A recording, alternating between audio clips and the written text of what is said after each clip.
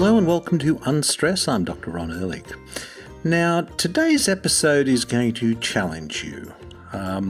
We're always talking about food and exercise and sleep, and it's obviously very important.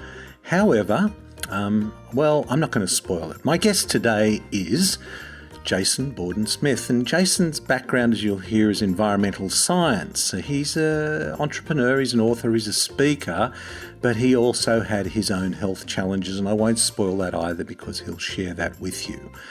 But today's episode will certainly challenge you. I hope you enjoy this conversation I had with Jason Bawden-Smith. Welcome to the show, Jason.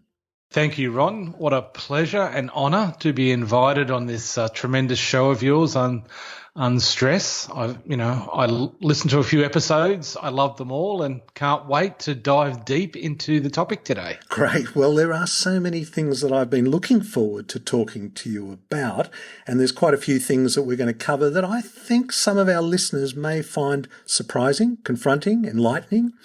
But I wondered if you might just share with us a bit about your own journey that's brought you to this point. Sure.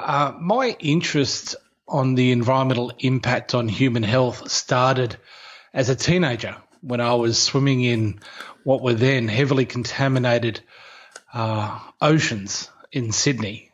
This is now we're talking in the early and mid-'80s, where we literally swam in effluent.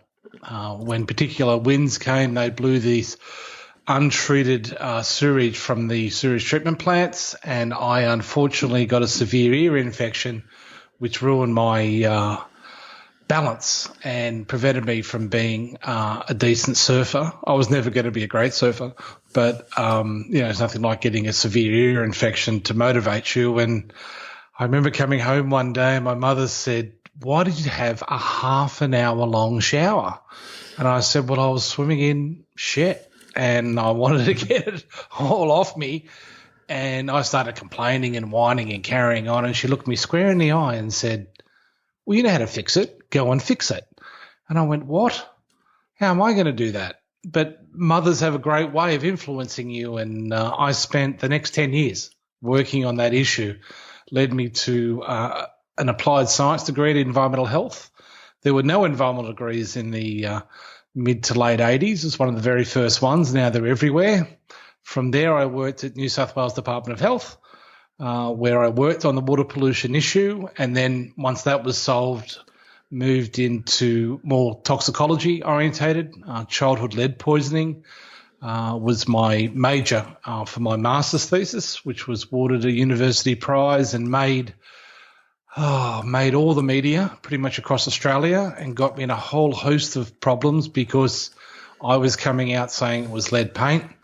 And while we had lead petrol back in those days, it was giving a little bit to everybody. It wasn't the source of the actual childhood lead poisonings or the amount of animals that were dying from lead poisoning.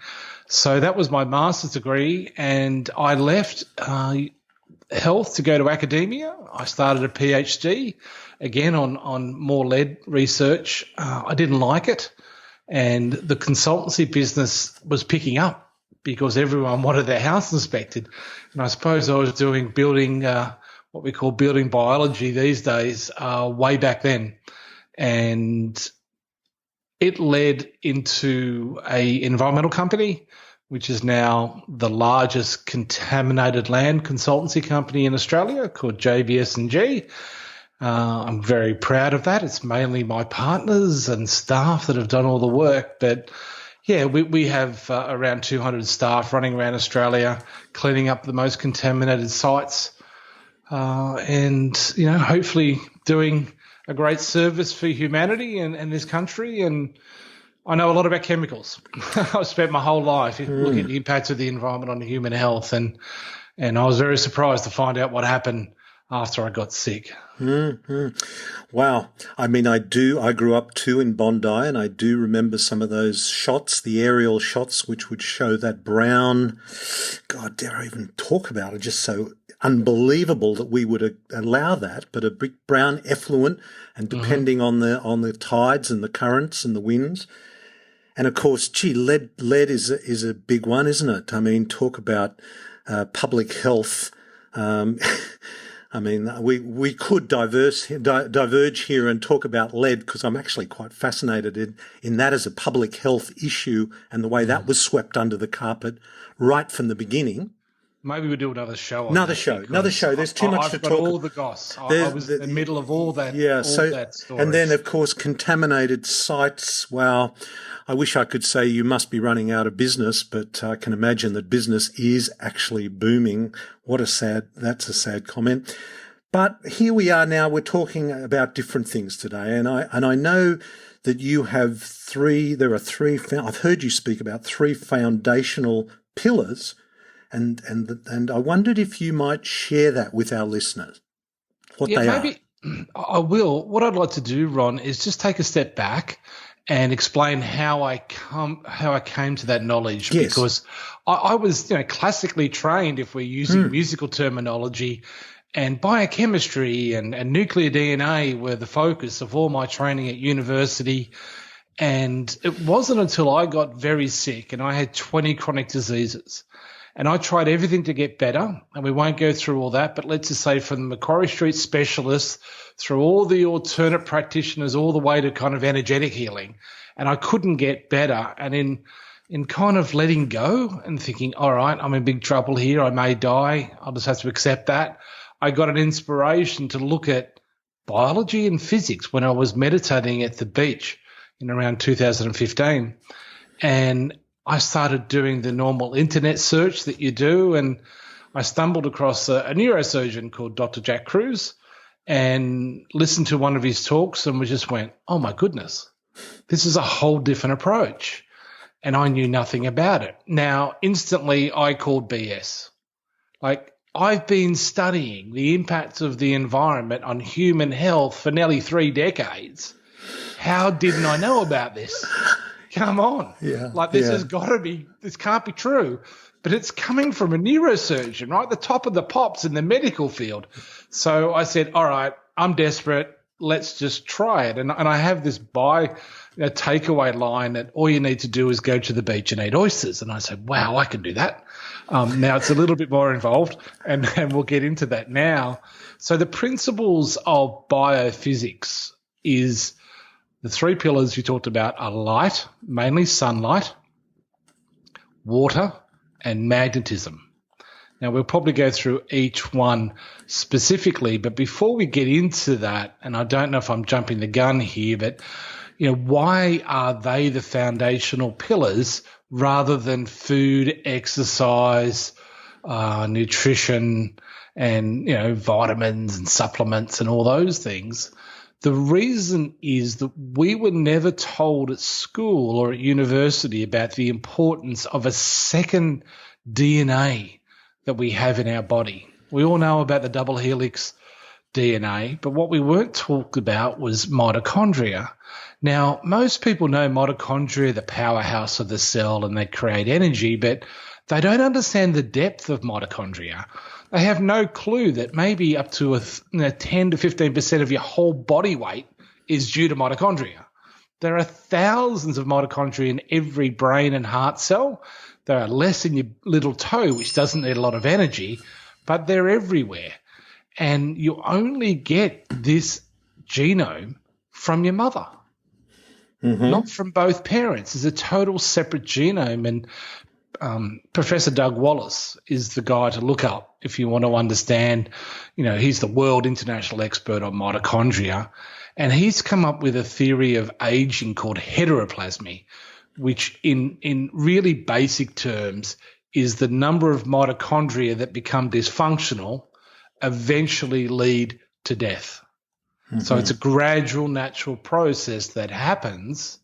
But there are many things in life that you can do to, prevent it from becoming dysfunctional. Unfortunately, we're doing the opposite and making them become more dysfunctional. And he claims that 85 to 90% of all chronic disease is related to mitochondrial dysfunction. Dr. Kruse would say it's closer to 95, even 99%. So you sit back and go, whoa, hang on. Yeah, that's This a big is one. a whole new approach. That's a big one. And, I'm still calling BS on all this stuff, right? So I started implementing these 3 pillars of foundational health. And I couldn't believe it. Dave, kind of in many ways, when you think about it, we need, as if you look around your house and you look at all the little appliances or anything you use, you need power to make them functional. Otherwise, they're literally just a piece of junk. And yet this is what might remind us about, go back a little step here and just give us, because you've said that and you've Mitochondria 101. Mitochondria 101, Jason. Go on. Okay. So they are essentially an organelle that sit in every cell except for red blood cells. And there's a good reason why they don't, but we won't go into that. So, no, come on. I'm actually fascinated by that because, we talk about the number of blood cells, the number of cells in the body, but it depends on whether you include those with DNA or with not. Red blood cells don't have mitochondria in them.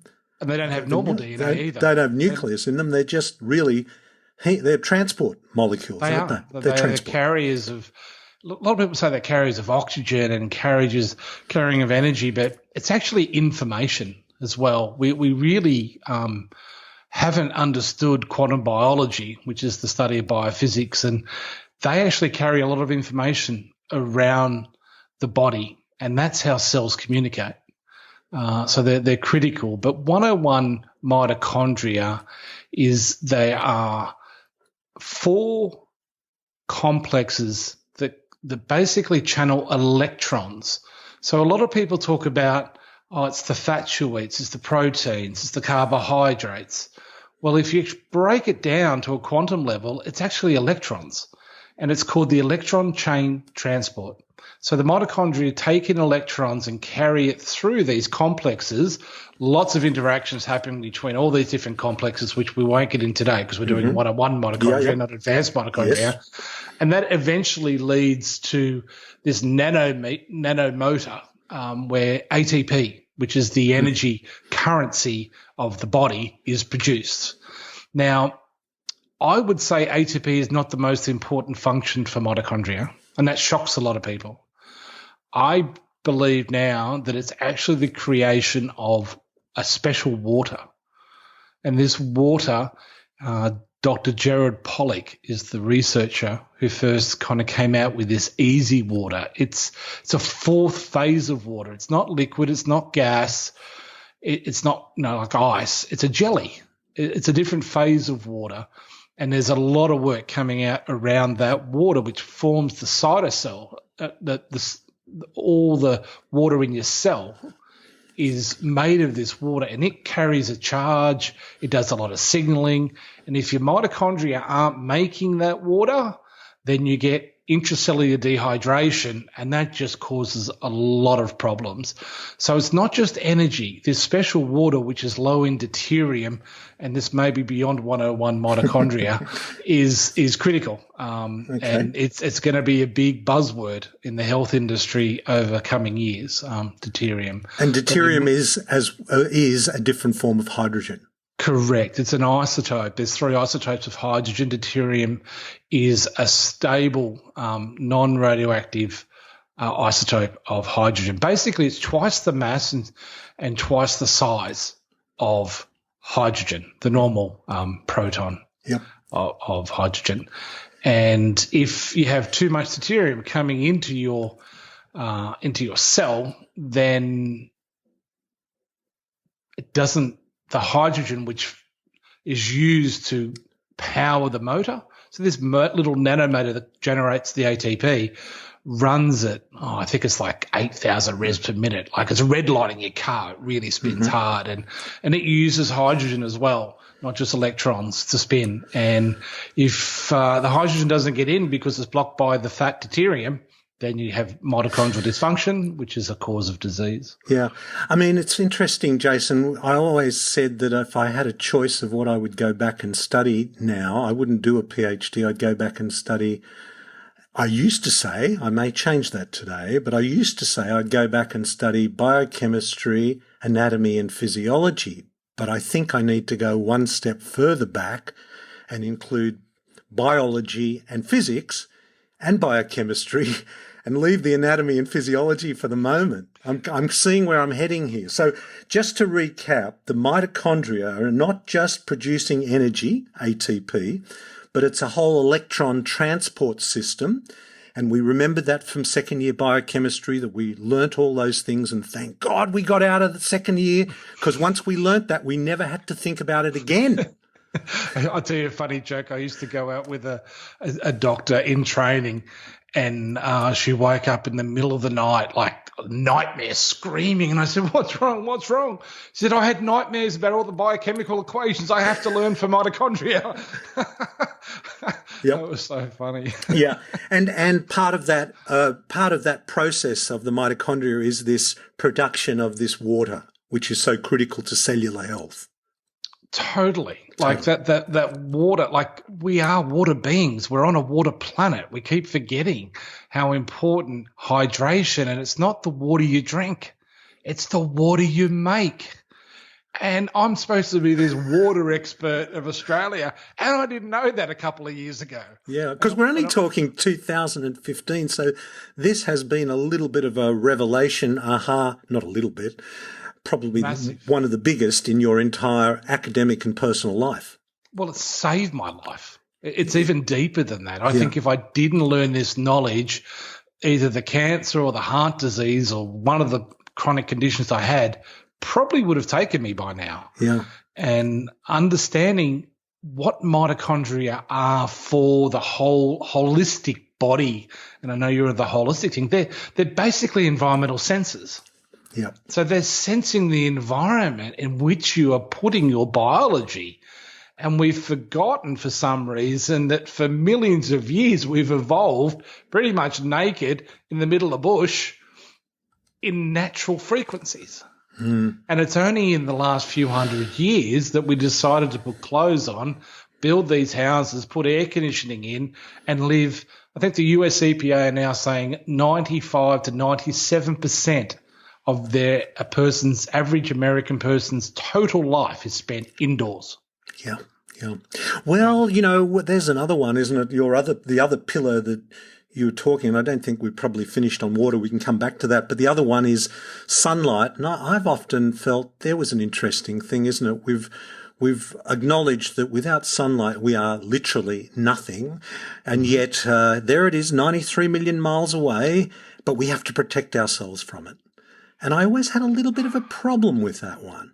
And yet, and we're going to talk about this too, the EMF stuff, no problem at all. Exactly. Carry it around with you in your pocket, put it on your lap next to your ovaries and testicles, and put it on your brain and put it next to your bed. Go on, tell us about another pillar. Right, so we'll jump into light. We'll come back to water, because I just want to get a kind of an overview and then dive into the water a bit more. So, I've got skin in the game on this one. The audience can't see, but I have a scar running through the bottom of my lip, halfway up the side of my cheek. I lost a third of my bottom lip because I had a squamous cell carcinoma that was starting to metastasize, and I had to go in for surgery in 2016 to have it removed. I have some graphic photos for those who want to see it. So I had a skin cancer on my lip that required massive surgery. Thank goodness I had a great surgeon, because there was a chance I wouldn't speak again. That's how much of my face was ripped off. And I had what we thought was a BCC, a basal cell carcinoma, on my shoulder that we never tested. And then I came out and it's a big Zorro Z.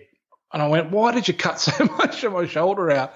And he said, "We think it could have been a melanoma." Now, I can't say that for fact because we never tested it, but I had real skin cancer and required surgery. So I was told throughout that whole process, when I was getting it all tested and surgery and even going into the anesthesia room, which is a horrifying experience, he's saying, "Oh, geez, you must have played a lot of cricket when you were a kid, and all that surfing you did when you were young."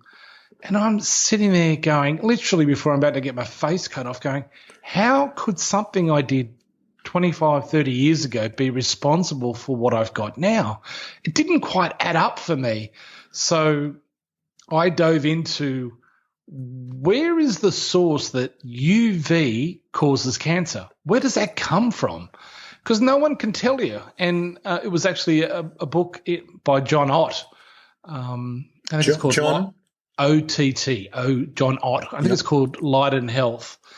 And he traced it back to where they were doing studies on mice, researching jaundice.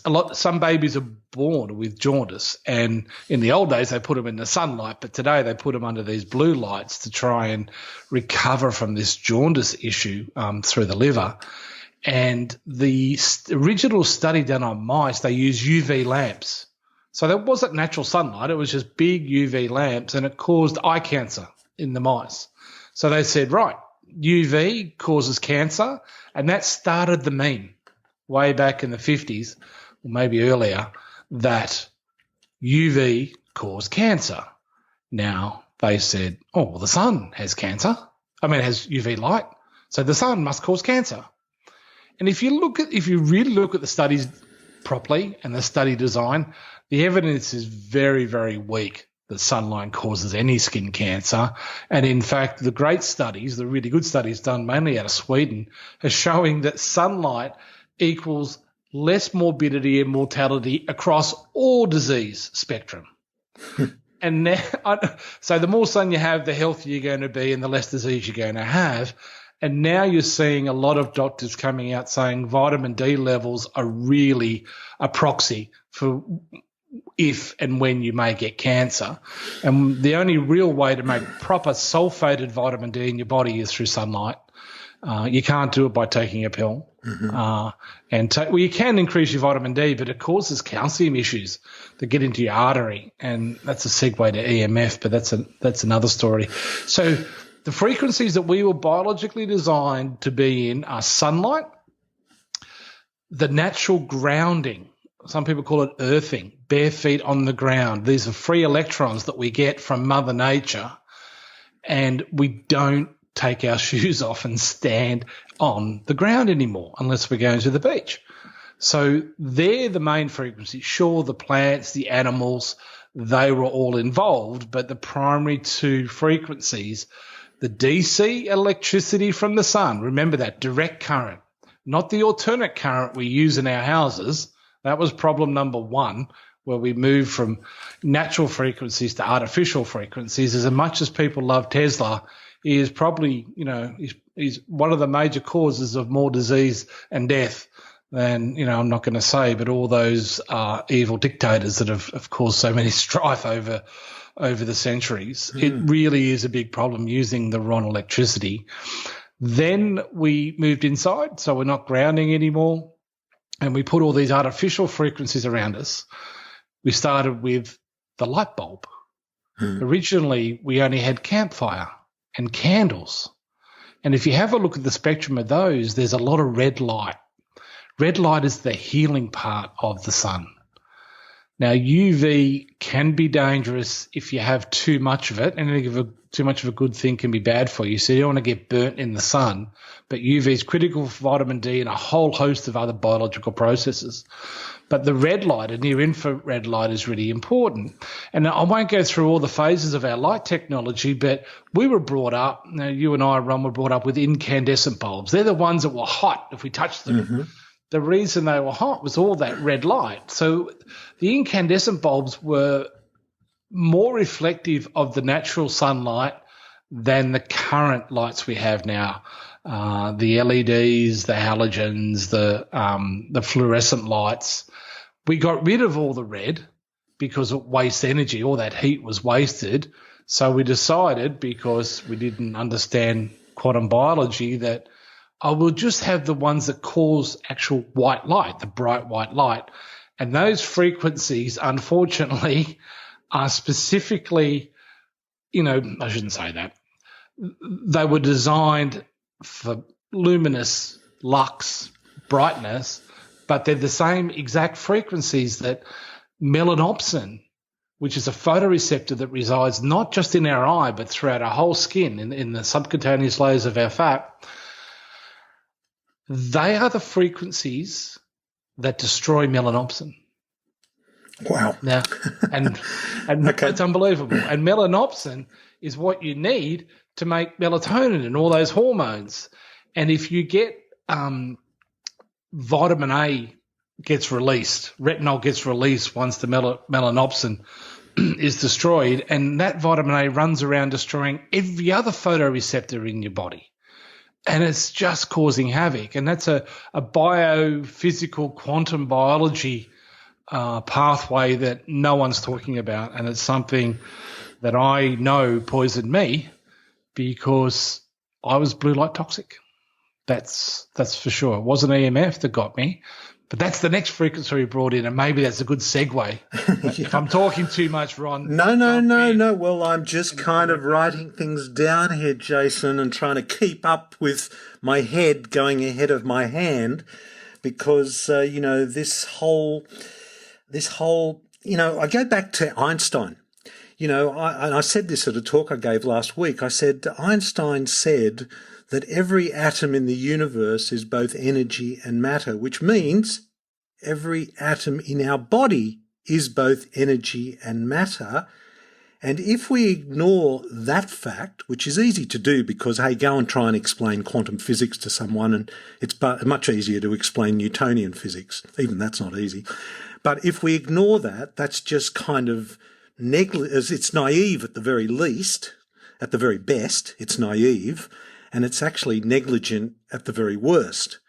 And so this whole thing about electron transfer, which is quantum physics at an atomical level, this whole thing about light, the right frequencies of light that we have evolved with to this point after millions of years, and the way we have intervened with this, and we're always kind of, in these public health messages, we're always kind of, nature is bad and dangerous, stay out, get inside and get all snuggled into your home and seal it off. Anyway, no, I'm still with you. Just back onto the melanopsin.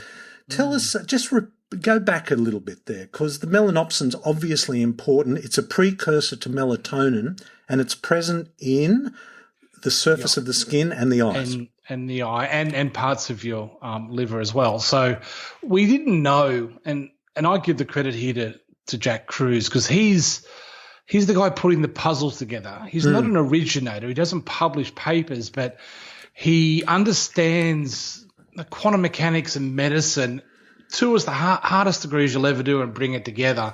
And he thought it was neuropsin that was going to be the culprit because of other studies which I won't go in today. And when we found out it was melanopsin, holy moly. Now we know that's in our eyes. Guess what we use to see light? Our eyes. Guess what we see with our iPhone and our computer and our television, all using our eyes. And then we found out I think it was only 2018, that it's actually in our skin as well. Wow. So now we know if we expose ourselves to these artificial frequencies, particularly through, getting technical here, between 435 and 485 nanometers are the really, really bad ones for melanopsin. Some people will say up to 550, especially at night.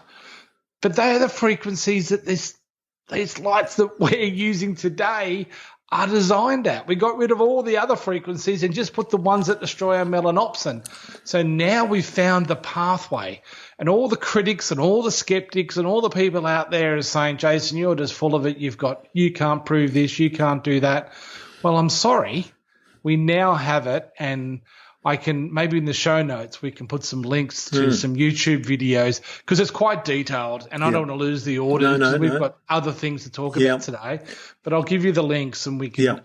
But essentially, for our audience and for me, to be honest, because, hey, this podcast is so self-indulgent, Jason. I get an education while I'm talking to people.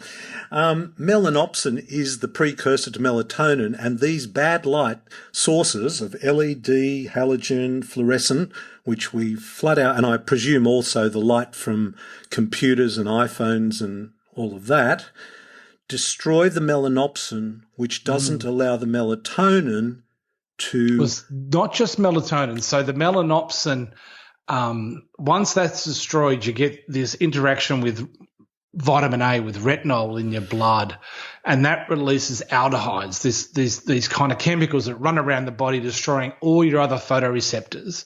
And that has a dramatic impact on all your hormones, all your bodily functions. So melatonin is one of the critical ones because it's pretty much that, and leptin are the kind of master hormones that really, we need to talk about, well, not talk about, but know about in terms of getting great health, because melatonin is not just the sleep hormone. Most people think melatonin is made at night. Well, it's not. It's made in the morning, and it's made by looking at sunrise. We talked about light before, and I know we're going to finish the show with the tips that people could use. The number one tip is to see every sunrise. If you see every second sunrise for the rest of your life, the chances of getting a chronic disease is next to zero. Wow. That's according to Jack Kruse, not me, because I don't diagnose or treat anyone. I'm the environmental guy. Yeah. That's a big statement, though. It's a massive statement, and I couldn't make it, but he can, because he's the neurosurgeon. Well, let's talk about melatonin, because you had touched on earlier about the importance of mitochondria, and as you say, most people think melatonin. Well, I'll just take, particularly if you've had jet lag and you're particularly aware of it, you might take it an hour or so before you go to bed. But it's far more complicated than that. I mean, I know there's a 400-page textbook on melatonin, the master hormone, and you've mentioned leptin as well, which I'd love to talk about. Let's talk about melatonin and some of its more important functions. So I'm not an expert in melatonin. I try not to talk too much about diagnosis and treatment because I'm the environmental guy. But the most important thing to understand with melatonin is it's made in the morning, and it's only released after 3 to 4 hours of complete darkness. That's why people think it's made at night. No, it's released at night. So that's why we recommend a sleep sanctuary, which is total blackout. And we'll get to EMFs in a minute.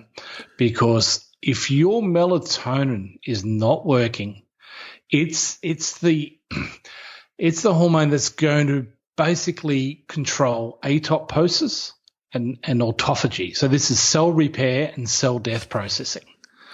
And every day we have got cells that aren't working very well, that need to be repaired or be replaced.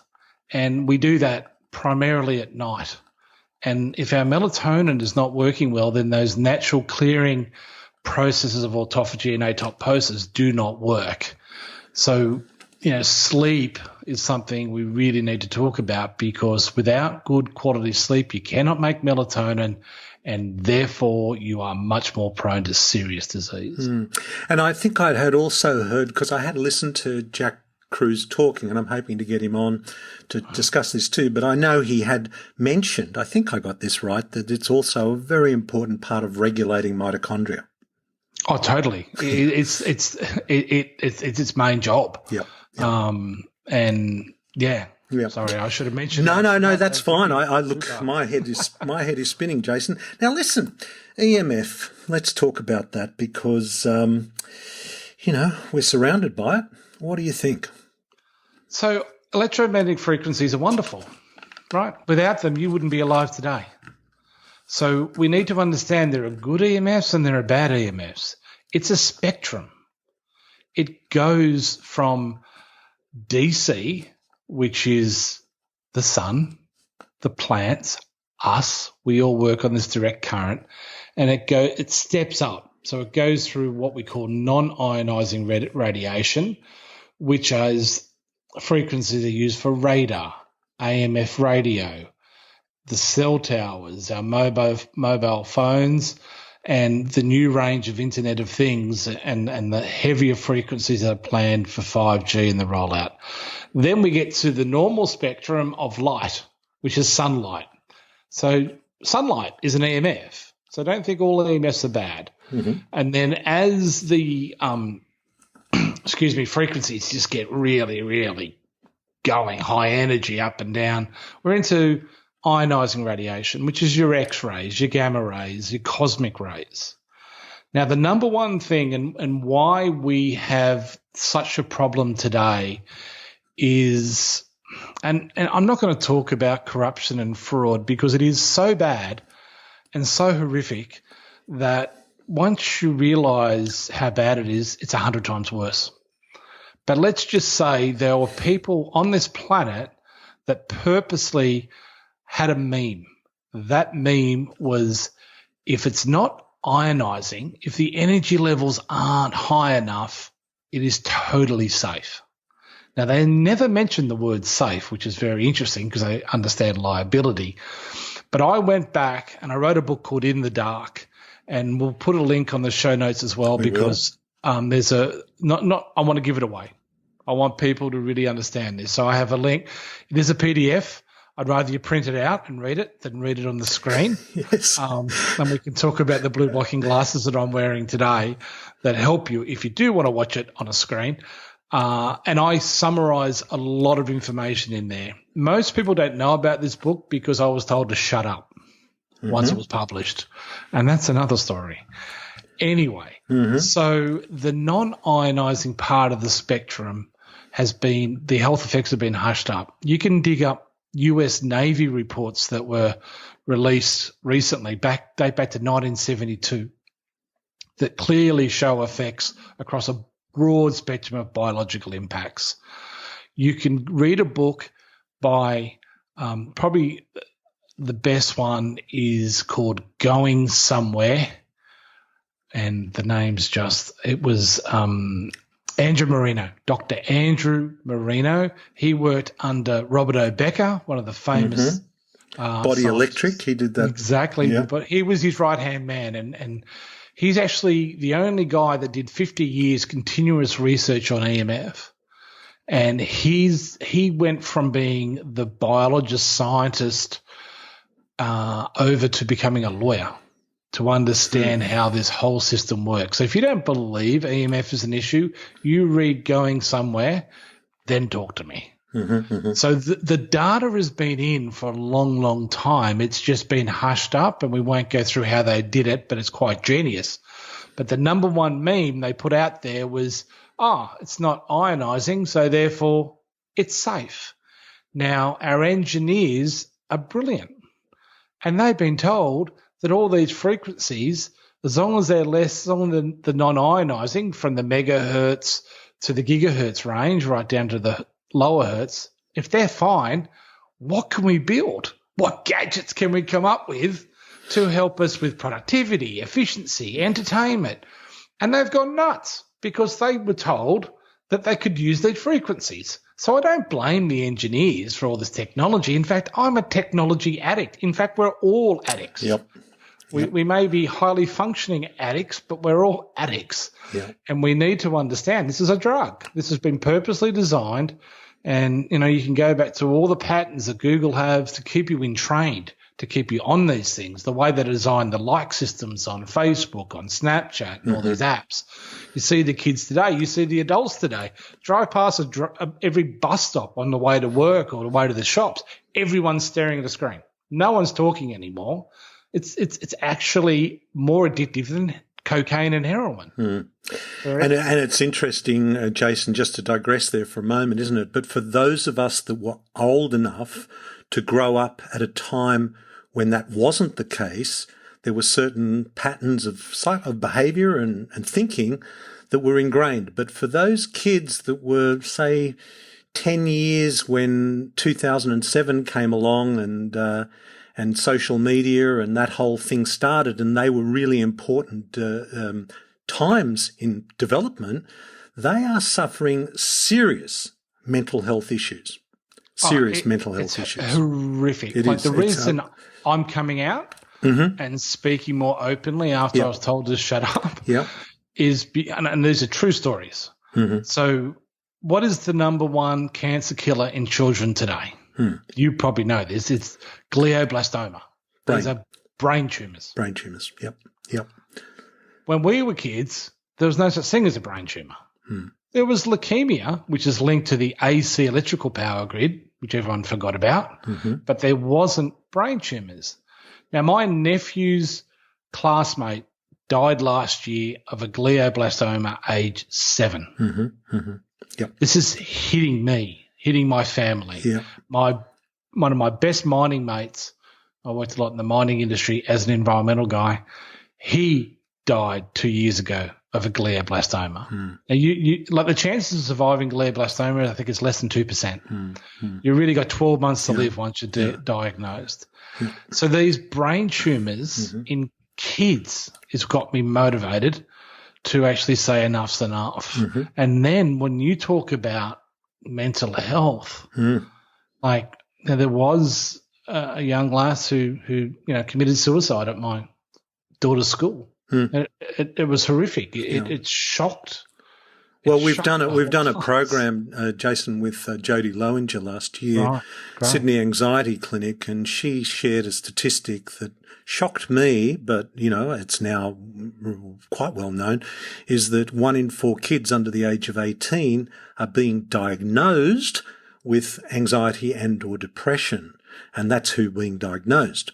And cutting and, the whole thing is just... It's self-harm. Yeah, self-harm. And as you say, you look in any public space and you see how people are interacting or not with each other.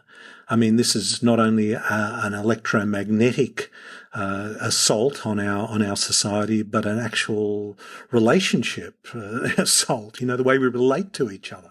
But anyway, we digress for a moment. But go on. Well, no, it's all part important. of it. It's important. It's very important. Yeah. Like I always say to people, what's the number one cause of death in 15 to 25-year-olds? And the standard answer's like car accidents, because everyone thinks they're Peter Brock when they get their license and they drive crazy like I used to.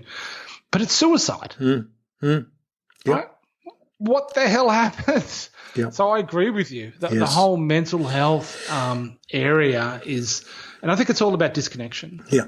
I think this technology, this indoor living, is disconnecting us from nature, it's disconnecting it from the family, and disconnecting most importantly, from ourselves. And I agree with you wholeheartedly. Yeah. But anyway, let's go on. We were talking about this EMF and we'll get on to 5G, but the EMF radiation, and I started the conversation by saying we're surrounded by it, and what do you think? Well, you've given us that kind of the electromagnetic spectrum, and of course the whole issue with public health messages is that it's a story that is very easy to miss, but once you hear it, it is very difficult to ignore. The reason I'm hesitating is I don't want to put anyone to a state of fear. No. I'm a solution-focused guy. Yep. So what I'm about to tell you is real. It is happening, and you need to know. So we have RF spectrum analyzers. These are sophisticated professional instruments that tell you what's going on in the amount of frequencies being used around us every day. And the frequencies now are saturated. It used to be like a finger, like it was little sticks, so you had lots of gaps. Now it's blanked out. So we have now saturated this spectrum from low megahertz up to mid-band gigahertz that is continually just pulsating frequencies at us. It's like Chinese water torture for our mitochondria and our biology. Tap, tap, tap, tap. We can't hear it, we can't feel it, but our mitochondria and our body can. And I run around with a little, we call it the mitometer. It's a tiny little EMF meter. It's reasonably priced, and it costs about $200. And I've been testing around my local community now, and I live in Sydney, not far from where you live, Ron. Yep.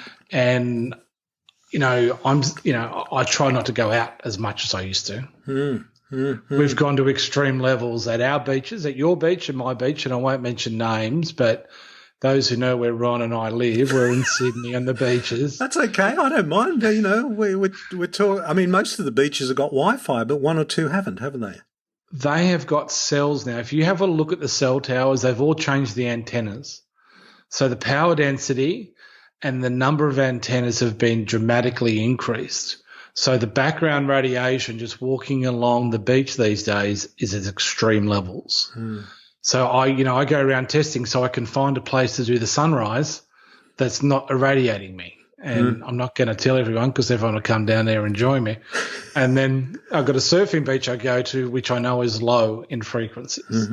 And, you can work this out, and maybe I'll share it one day, but no, not today. So you've got to buy these meters to find out what's going on. I was sitting at a cafe down the road, and Trina said, I can see a cell tower, line of sight. It was a few hundred meters away.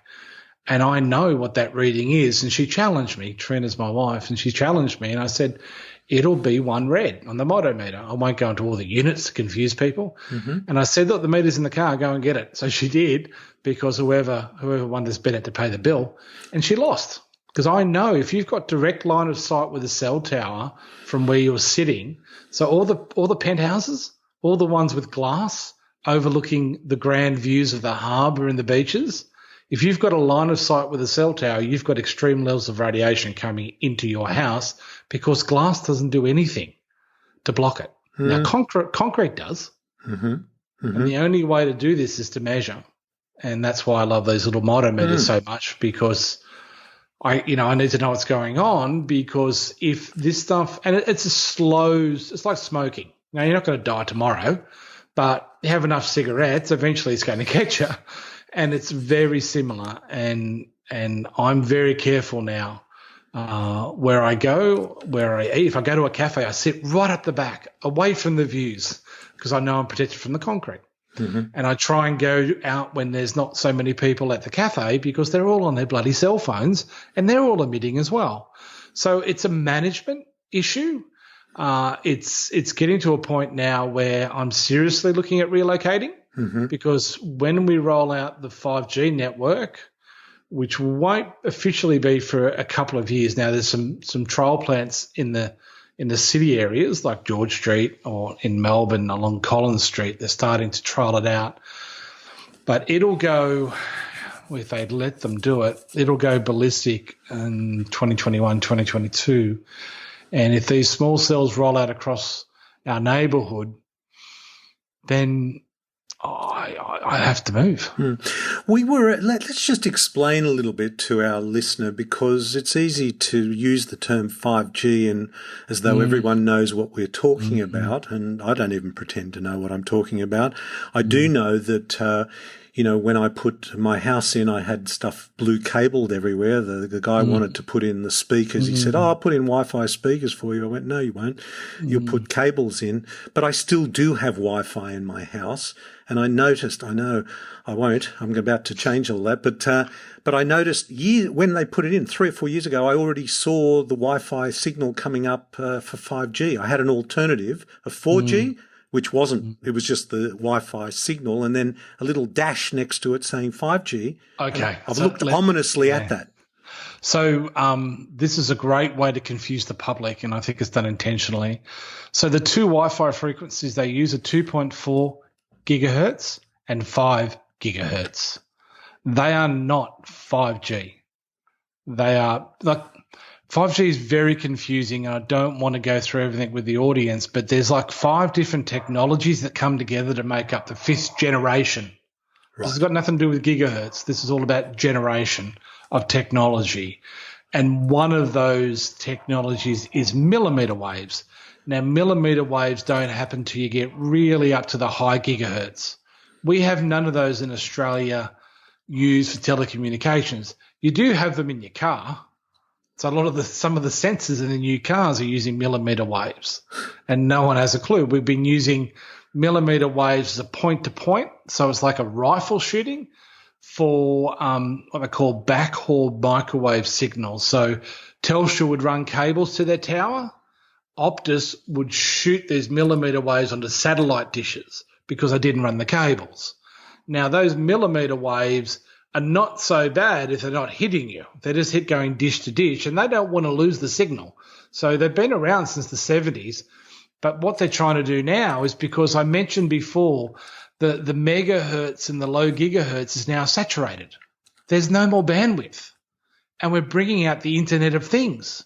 We're going to have, these chips in our toasters, our ovens, our fridges, our washing machines. Every gadget in your house will have a two-way RFID chip that will speak directly to a smart meter they're putting on the front of your house or near your box. Now, Victoria is already done. The whole of Victoria has already been rolled out, and they tried to put one in my house about 3 or 4 months ago. Now, I stopped that, and we can talk about it. But this Internet of Things requires all this new data. There's no bandwidth left. So they're going to the higher frequencies, up into the millimeter wave frequencies, because they have no choice. That's all that's left. So when you hear 5G, technically, if you're talking about millimeter waves, for telecommunications today, there is none or very little. But 5G technology, whether it's beamforming, all these new phase antennas, these new technology is available to be used on all the other frequencies we have. So Telstra is going to get rid of 3G and then use all those frequencies for the 5G technology minus the millimeter waves. So it gets a little confusing, but fifth generation technology is not the 5 gigahertz on your Wi-Fi. And the Internet of Things is just an expression for making everything interconnected, isn't it? Correct. It's machines talking to machines. We're rolling out a new system of governance. So we've been on a governance of a central banking kind of debt slavery model where everyone's on the mouse wheel just trying to make ends meet and pay off the mortgage, and maybe when I get to 70 I'll be able to actually go on a holiday. And we're moving from that, because there's too much debt in the world, to what they call technocracy. So it's a top-down surveillance kind of control system, which kind of China's leading the way with facial recognition. So there's going to be literally trillions of sensors out there monitoring, recording, and processing through artificial intelligence everything we say, everything we do, and we're going to a more surveillance-orientated control system. And you'll find that eventually there'll be no cash, it'll be a digital cryptocurrency or something like that. So allow the governance system to roll out, they need to connect everything. And that's what they're in the process of doing now. And that was really what's got me mainly concerned. Yeah, I mean, I've just started reading, it's funny you should mention it, The Age of Surveillance Capitalism, which is a very interesting book. But Jason, look, I was going to ask you, are you an optimist? I am. Good. Me too. I actually think we're in the best time to be alive ever. Great. And I will people get sick and die early? Absolutely. Absolutely. Well, they are. Exactly. And it's going to get a lot more. There's a population called EHS, electrohypersensitivity. This is a real condition. It's not in their head as many, mainstream psychiatrists claim. It's been well documented and well researched. They are around 1 to maybe 3% of the population. Like a peanut allergy, they're allergic to electricity and all the different artificial frequencies we get through all the technology. So they can't even live in the city. They can't be near it. They can tell you when your mobile phone is on or off. It's a terrible condition. It's like chronic fatigue on steroids. It's really, really awful, and they can't function in this world. I'm expecting, and this is not coming from my prediction, it's really coming from Cruz and some of the quantum doctors, as I call them, that may get up to 10, 15, even 20% in the next 5 to 10 years. Once that happens, everyone's going to blame everything else. It's going to be all the other things that are wrong with the world, climate change, GMOs, Roundup, you name it. There's always a reason. They'll try and blame some weird this, weird that. But eventually we can fix this. I know engineers who can fix it tomorrow. It's just going to take a lot of money and a lot of new infrastructure. And I love technology. I'm not giving up my Apple iPhone for anyone. I'm not.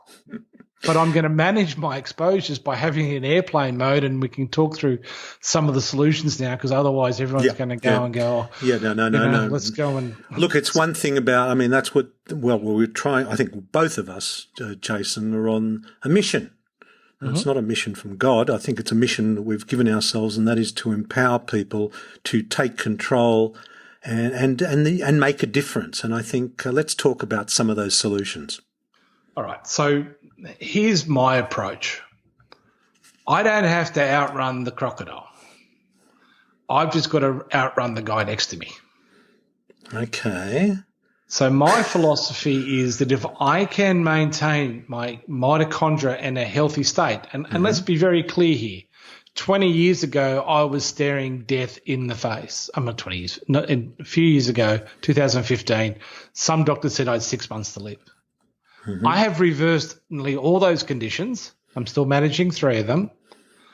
I've reversed 17 of those conditions by living in a very highly populated cell phone tower everywhere city. Mm-hmm, mm-hmm. So you can manage this, you can live with it. Yep. So I want to give people, you don't have to panic. You can manage this, but I do a lot of things which most people think I'm crazy, including my own family, but they work. So here's what I did to get my mitochondria healthy, because once my mitochondria is healthy, I can withstand these frequencies. I have, the immune system's working properly, all my hormones are working properly, my circadian rhythm is all working properly. If I can do that, then I fortify myself. In fact, I build little mini Faraday cages in my body by producing this low deuterium water that mitochondria make. Remember, water is the best Faraday cage. So if you go to the beach, you want to be in the water, not on the sand if you're next to all these cell towers. So if we get all the water working, our intracellular hydration working well, it's a natural Faraday cage. That's one way I'm not going to get eaten by the crocodile. Mm-hmm. So what do? Yeah. I see every sunrise. Now, if I can't actually get to see it directly, no, I live close to the East Coast on the beach, so I can see them every day. I will at least stand outside in the backyard. I mightn't be able to see the sunrise because of the buildings in front of me, but at least I'm getting the natural light frequencies. When I'm doing that, I am barefoot and I'm as naked as possible. Mm-hmm. Now, if you're down the beach, just put your cozies on, put your swimmers on and wear your bikini. You don't want to embarrass people. But you want to stand there because you want all your body to get these natural frequencies. Just like melanopsin, can be damaged by the artificial frequencies, it can be activated by all the good frequencies. And you mentioned that melanopsin was produced in the eyes and the surfaces of the skin, the cells in the surface of the skin. So, yes, expose your body to the sun. And the other good thing about the morning sun, it's a natural sunscreen. So you want to build your sun callus up. So it has about a sunscreen of an F, like about an 8 rating. And you're perfectly designed to live in this planet.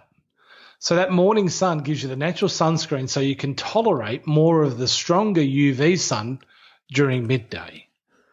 Now, you don't want to spend all day in the sun because you're going to get burnt unless you've really, really got a strong sun callus.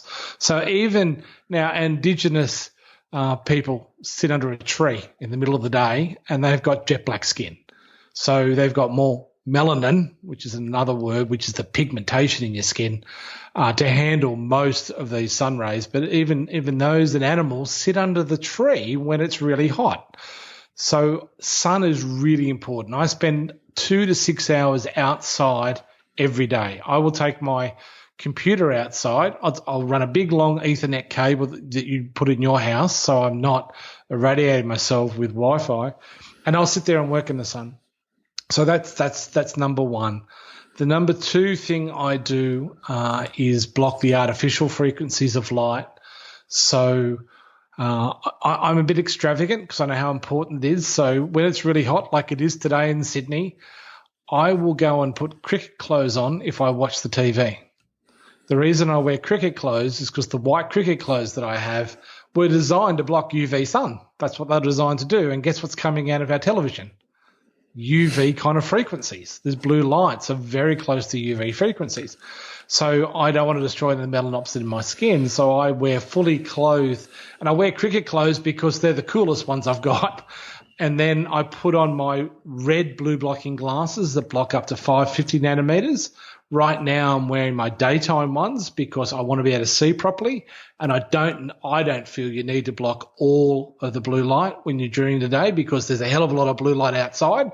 So I'm not one that thinks you've got to wear red glasses all the time when you're inside during the days. Cruz disagrees. So if you're militant, you can actually wear your red ones, but it blurs your vision, and changes colours. Mm-hmm. So it's pretty hard to work with. You never want to wear your red ones when you're driving. I don't know if you've driven at night lately, Ron, but the headlights and the brake lights and the signs, it's insane. Yes, I have actually made a note of that. Well, I got a new car a little while ago, and I was just really struck by how bright things were. And I actually ended up this was rather silly. I actually lifted the chair in my car to try and get myself up higher so that it wasn't as bright, but it still has struck me how bright it is. Yeah, but go on. Yeah, so these blue blocking lights for when you're sitting in the daytime, and red go the blue and the red light blocking lights. So again. You've got daytime and nighttime. Yeah, okay. So the best daytime ones that I'm wearing is from Blue Tech lenses. Yep. I don't like the ones that are sold that have got coatings or dipping, and there's reasons for that. I'd rather people wear something than nothing. Mm-hmm. It's just that I like these the best, and I wear them during the day, and then at night, first of all, I don't turn many lights on in the house. I have these big red light panels that I use for healing, which we haven't got into, which is the science of photobiomodulation, and I just turn them on. Upstairs. I'm not allowed to do it downstairs because my wife and daughter think I'm nuts. But upstairs, which is kind of my turf, I just put on the red light panel and I have no overhead lights on. Of course, I'm going to watch the footy and the cricket and maybe a movie. I don't watch the news and all the negative stuff, but I'm not going to say I don't watch TV. Of course I do. And I wear my red blue blocking glasses because they block everything up to 550 nanometers.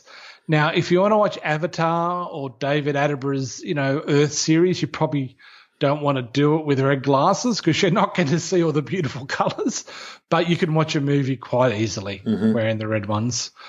So that's the light blocking. The next thing I do, and this is really, really important, I manage my EMF. Mm-hmm. I really manage it diligently. And the only way I can do that is by having a meter. So I have a meter with me and in my car all the time so I can see what's going on, and I can make I'll give you an example. I was at the Mind conference where we didn't meet, but Leslie's conference there I remember in the Hilton, and I was watching all the speakers who were standing at the back next to all the glasses, and I was down the very front. And I usually like sitting in the back of the bus, but the reason I didn't sit at the back of that conference is because I knew the cell towers were coming straight through that glass and irradiating the absolute hell out of all those speakers. Mm-hmm. So all the kind of knowledgeables, all the ones we turn to advice, were totally ignorant of that fact. And I showed a couple of them on the last day, and they were just horrified. But you can also make simple things like your own devices within your home and what you're carrying around with you and what you have in your bedroom. Yes. Yeah, so you've got a lot of control over that. For your home, you do. Yep. You've got to make sure your home is a sanctuary because as soon as you step out of it, if you're in the city areas, you're going to get zapped. So, my home is very low EMF. Like you said, I've got everything Ethernet cabled.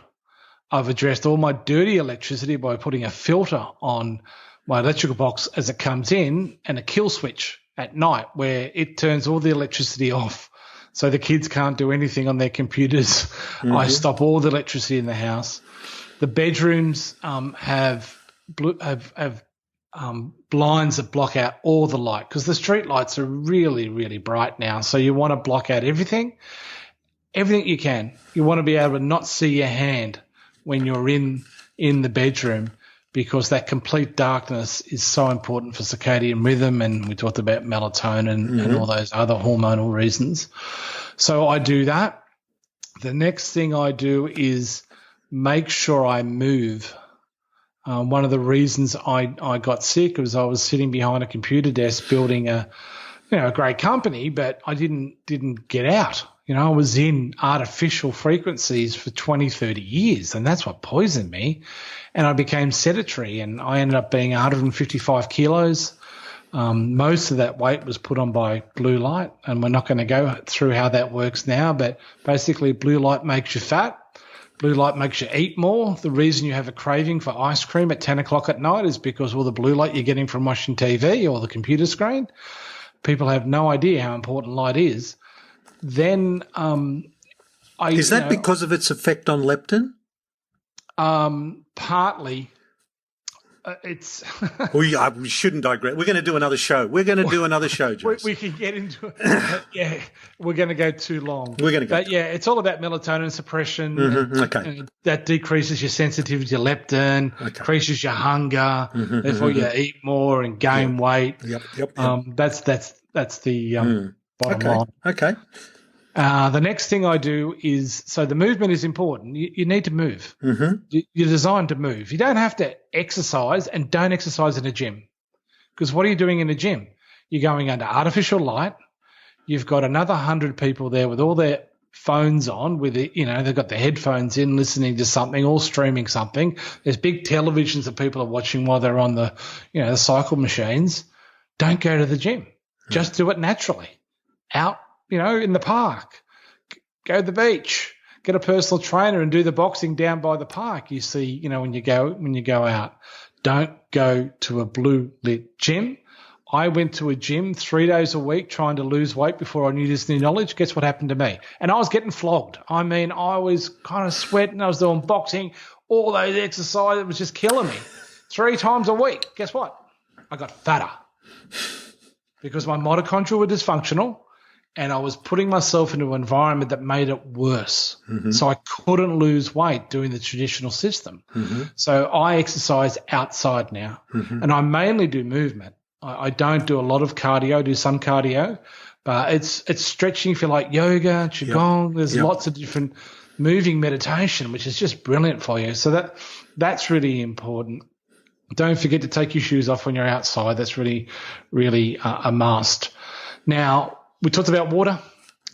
Because I wasn't making that really good deuterium depleted water, I did supplement my water, and I've been doing that now for 2 years. And one day we'll come out and say low deuterium therapy may be one of the number one healing techniques used for most chronic diseases. But I didn't say that. Someone else told me that. Made a big difference to me. But if you're healthy, you don't need to buy the water. Water's very, very expensive, so I wouldn't use it. The other big tip for getting mitochondria really strong is, and I know you're not going to like this, people, but cold thermogenesis. This is the ice baths that the athletes have always used after a marathon. You see them jumping in the ice bath to deal with their inflammation. So cold thermogenesis, getting in the cold, and it could be a cold shower. Now, I don't like cold showers, but I do cold thermogenesis. I do it naturally because the water down the beach will get cold enough. You'd like to get down to about 12, 13 degrees Celsius if you want to do it professionally. But any change in temperature is good. Yeah. So that's kind of putting your body under this intentional stress, isn't it? It is. But especially we didn't get into halotypes because you wanted 101 mitochondria. No, don't go there now, Jason. I've got to pull you up on that because I'd love to hear about it, but we're going to do it. Breath work. Okay. We believe it or not, most people don't have enough carbon dioxide. Yes, we do cover breathing, and we've done a program on Wim Hof with Professor Mark Cohen. But go on, tell us about breath work. So I'm not a big fan of Wim Hof's breathing method. Buteyko is probably my preferred one. I love Buteyko. I love that. Buteyko is a version of that. So I had the second worst classification of sleep apnea. at least in New South Wales. So I've been dealing with that problem, and it's all about carbon dioxide. It's not about getting more oxygen. And yeah, I've been using a version of Buteyko, a little bit different, but along those lines, it's had dramatic improvement in that condition of mine. And most people who get a sleep apnea machine can never give it up. And there's lots of reasons for that, but that's another show. Mm-hmm. And then the one thing I want to mention about food, I haven't mentioned food once. Why is that? Go on, tell me. Rhetorical question. You're going to answer it. If your vitamin D level is normal or slightly elevated, you don't need to worry about food. Mm-hmm. Okay. That's a big statement. That's a very big statement, and it's a statement you're making just almost towards the end of our chat, which almost guarantees you a return invitation. Congratulations, Jason. You've been... But there's one food advice I want to talk about, and that's called DHA, which is an omega-3 fatty acid that we've had and been using in our body for nearly ever. It's never changed in the history of our biology. It's chronically absent because of the damage done by the artificial frequencies, particularly blue light. It destroys DHA. DHA is incredibly important for cell membranes. And if everyone knows, the importance of cell membranes, and I'm sure your audience does, it's critical. So to maintain all the cell signaling and all the processing, you need lots of DHA, and that's why I love oysters and natural oysters that haven't been cooked, because they are the best source of not only DHA, but all the marine minerals that we lack: selenium, iodine, bioavailable copper. Everyone forgets about bioavailable copper. So that's why I eat 3 dozen oysters a week to build up my DHA that was chronically destroyed from all these artificial frequencies. So that, in a nutshell, is what I've done, not only to make myself resilient against all these frequencies, but to reverse 20 chronic diseases. It's been quite a remarkable journey. And I hope your audience enjoyed it. Well, Jason, we've covered so many parts there. And look, I often ask my guest, you've answered so many of them, but I'm going to ask you again. We're all on this health journey together, just taking a step back from your role in your professional role. What do you think the biggest challenge is now for people on that health journey? I mean, you've mentioned so many things, but what's the big one? What do you think's... The big one is the frequencies have changed so dramatically in our environment. And I don't want to be facetious here, but everyone's whinging about, carbon dioxide doubling. Guess how much the electromagnetic fields have increased in the last few decades? 1 quintillion time. What is that in English? Wow. That's 10 with 18 zeros. Wow. That's why food, one of your members of your ACNM has approached me to help her because everything she's done that has worked so well for so long is no longer working. And the reason it's not working is our environment has changed so dramatically, and we haven't seen it because it's invisible. It's not just the EMF, it's also the blue light. That is now the number one challenge. And if we don't address foundational health, nothing's going to work. Jason, that's a hell of a note to finish on, but thank you so much for sharing with us your wisdom and your experience, and we are definitely going to get you back because there's so much more to talk about. But thank you, and we're going to have links to, you mentioned that book that you've written, and we're going to have links to your website and that meter and the books. There's so much we'll have links to on this show. And it's such an important topic that we really have to nail this. We have to get on top of it. Thank you for joining me. You're welcome. Thank you for inviting me. Well, a lot to think about, and there's no doubt I'm going to get Jason back to talk more about some of the issues we touched on today. He has a special offer, In the Dark, the book, which will be a free download. We'll have the links to that on our show notes and also links to Jason's site. I would encourage you to have another listen to this podcast because it's a big and challenging subject. I know when I first heard this side of healthcare, which I had to give some thought to. I went back and listened to it again as well. Not today's conversation, but other conversations that led me to Jason. So I hope you enjoyed that. Don't forget to leave I got to remind you always, do leave a review on iTunes. I want to push this podcast up to where I believe it deserves to be, with some very important health messages about holistic approach to our health and our planet, because the two, as we all know, are inseparable. So until next time, this is Dr. Ron Ehrlich. Be well.